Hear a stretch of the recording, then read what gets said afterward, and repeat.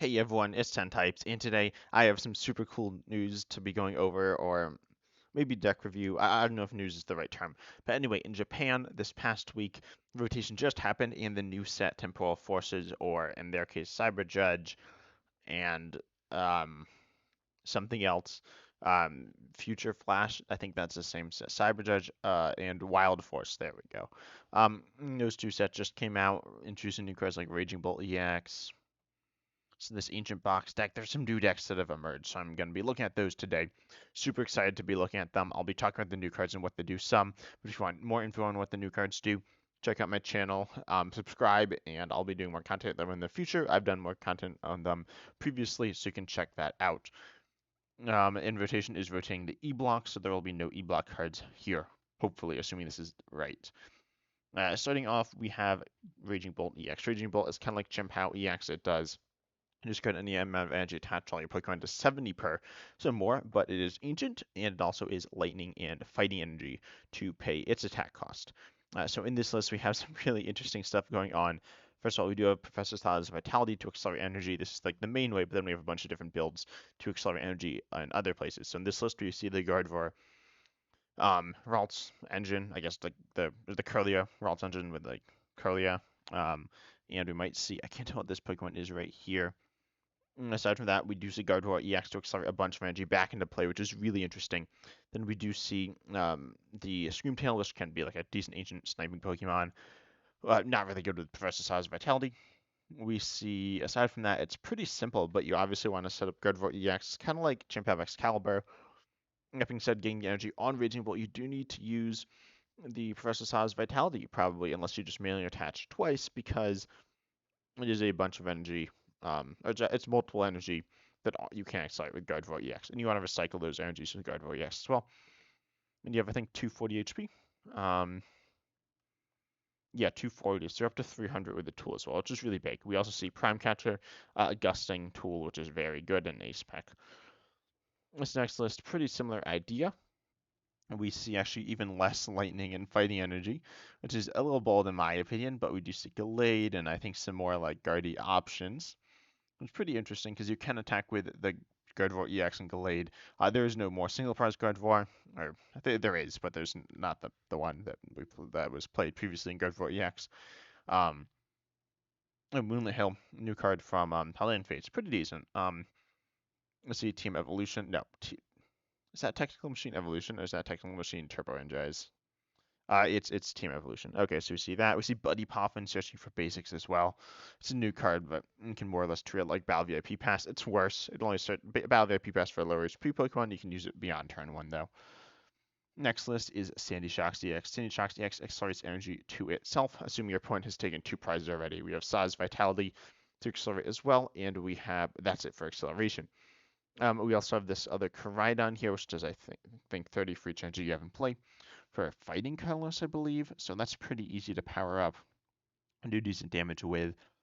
Looking for that like 120 to potentially 180. Probably not hitting 180 because you have Squawk Billy, Mew EX, and Radiant Greninja. And you'll have 1 to 2 of those in play, in addition to a bunch of ancient Pokemon. This next list runs what there's some dark stuff, or is that just a pivot? I don't know. This is similar. We see some ancient boxy stuff. Um, and I guess Sandy Shocks CX as well. Again, more Sandy Shocks, which is just a very logical way of running the deck because you obviously it's ancient, it's the same energy types. It's supposed to guard for EX, which is different energy types and a very different style of card.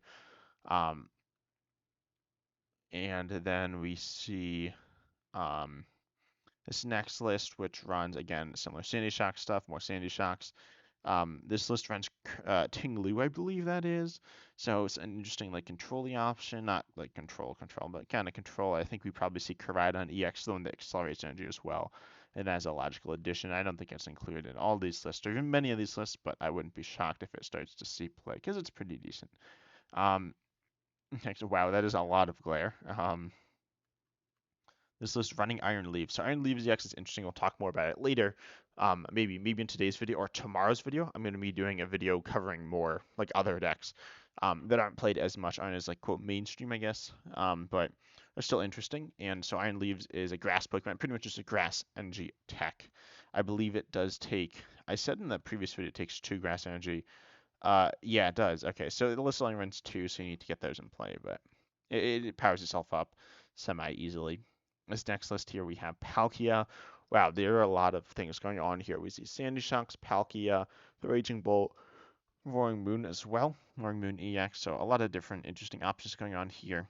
It seems a little chaotic, but cool as well. So I think this list is cool. I don't know. I feel like I'd probably rather play like Luminion and some other V and like Force Seal Stone. Um, because Palkia is fine, but it's not amazing. It's decent, but it doesn't necessarily have a ton of synergy. I guess it kind of makes sense. So it's kind of like Gardevoir with its V-Star power when accelerating energy in play. You can just discard. Similar stuff here. So Slithering, it's a single prizer. It's not like an amazing single prizer, but it's a pretty generic, decent single prizer. Then we have Lu EX here. I think that was in another list here with Koraidon. And then Drillbur. Drillbur is interesting. What are these other 2 Pokemon? Oh, those must be Howluches. But Lu EX is like ability lock. Drillbur discards 3 fighting energy, I believe, from your deck on play. So deck to your discard, pretty interesting, pretty useful potentially. Oh, you have Hero's Cape as well, making your Pokemon really tanky. This list actually runs um, this tool called translated as Awakening Drum. Draw a card to each ancient Pokemon you have in play as well. That's another decent option for these decks in Ace spec, although it's not super powerful unless you have a ton of ancient Pokemon in play. But if you do, it's really good. This list leans more heavily into Palkia. We see like more Palkia, kind of like Goldengo Palkia.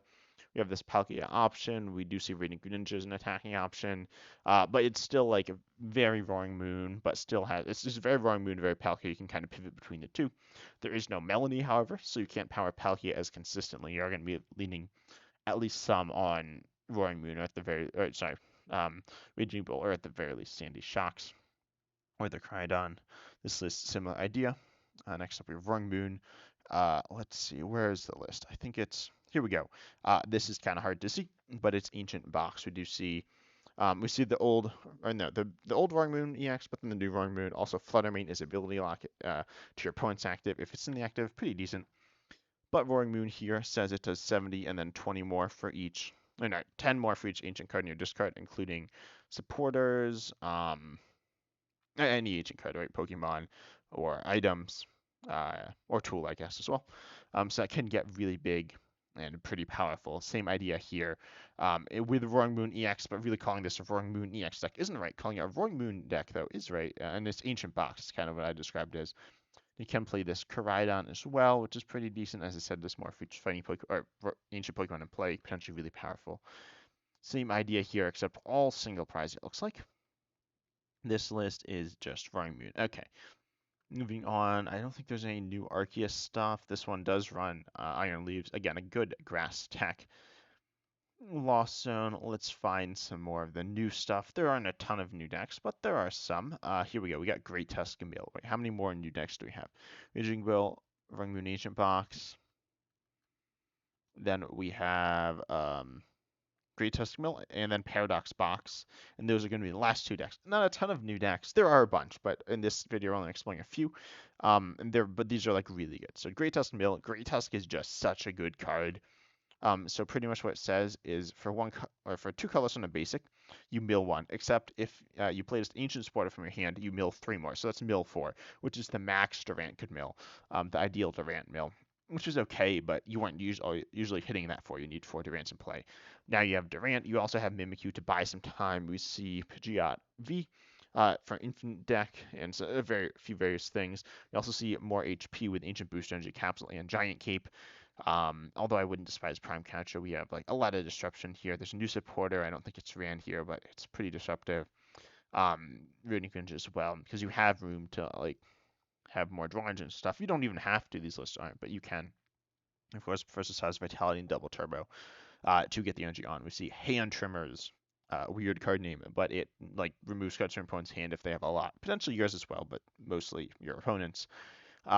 You also see Psychic Energy for, I guess this card must be Mimikyu.